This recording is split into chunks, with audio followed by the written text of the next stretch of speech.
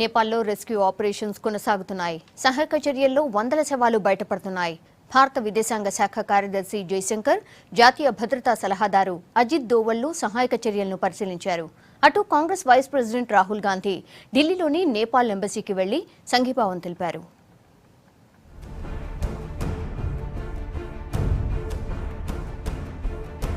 భారీ భూకంపానికి నేపాల్ శవాల దిబ్బలా మారిపోయింది. ఇప్పటిదాకా చనిపోయిన వారి సంఖ్య 6000 దాటిపోయింది. ఈ సాయంత్రం వరకు 6300 మంది చనిపోయినట్టు గుర్తించారు. మృతదేహాలను గుర్తించి బంధువులకు అప్పగిస్తున్నారు. వందలాది శవాలు శిథిలాల్లో కుళ్లిపోయాయి. భరించలేని వాసనతో సహాయక బృందాలు సతమతమవుతున్నాయి.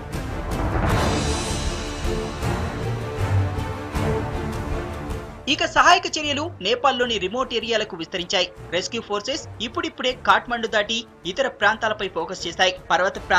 పర్వతాల్లో సహాయక కార్యక్రమాలు మొదలయ్యాయి. ఇవాళ కాఠ్మండులో సహాయక చర్యలను Indian foreign secretary S Jaishankar, national security adviser Ajit దోవళ్లు పరిశీలించారు. ఇతర ప్రాంతాల్లో కార్యక్రమాలు చేపట్టాల్సిందిగా ఎన్డీఆర్ఎఫ్ కు సూచించారు.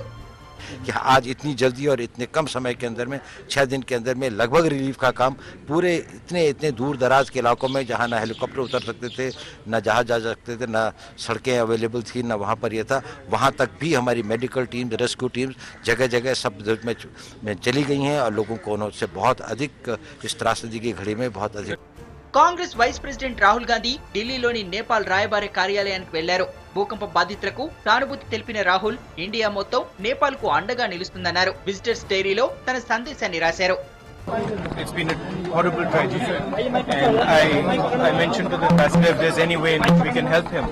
So we've already been coordinating some help, and I just wanted to reassure him that if there's anything me or the Congress party can do, we are.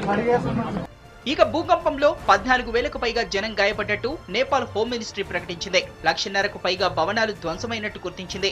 చనిపోయిన వారి కుటుంబాలకు 6,000 సహాయంతో పాటు మృతదేహాలకు అంత్యక్రియలు చేయడానికి మరో 25,000 చొప్పున సాయం ప్రకటించింది ప్రభుత్వం.